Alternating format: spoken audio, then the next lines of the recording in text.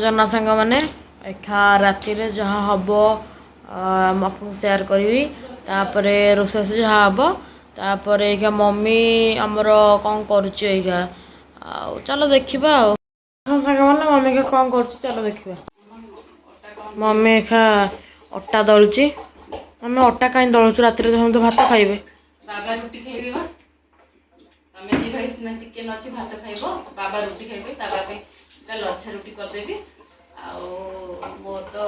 आज ओसा आ मो आज किछि खाइबिनी छेना আছে छेना দিয়ে खाइ देबी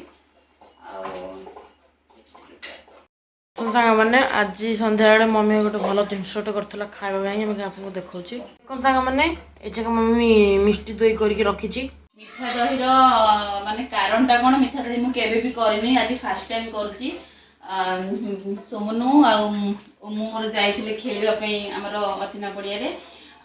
मु से फोन करली मु कहला आज तमरो ओसा आ इच्छा हलानी साबु बना खाइए खरा बड़ जी खाइथिली मु कहली तमे टिके मो पे छेना घिनि आनिबो छेना पे हटू सोमुर त बाबा रे जाइथिले माने दुकान को मिठा दुकान को आनिया पई सोमु से देखिदेला मिठा दही बाबा को कहला मिठा दही त बाबा कहला नहीं राति रे मिठा दही खाना काली दिन आनी तो पे मिठा दही खाई मुझे घरे आसी कहले कहले मामा आ मिठा दही खाई था बाबा कहले राति मु भी कहली नहीं बाबा राति भी दही खाने मिठा दहीटा तुझे मिठा दही खाइबू मु घरे प्रिपेरेसन करदेबी मु केबे भी माने मिठा दही केबे भी प्रिपेरेसन करिनी किंतु निज आइडिया ही मिठा दही जेहेतु 2 किलो लेखा क्षीर आसे आज क्षीर 2 किलो आसला मु सेटू कहली नहीं तू व्यस्त होना मु आज तो पे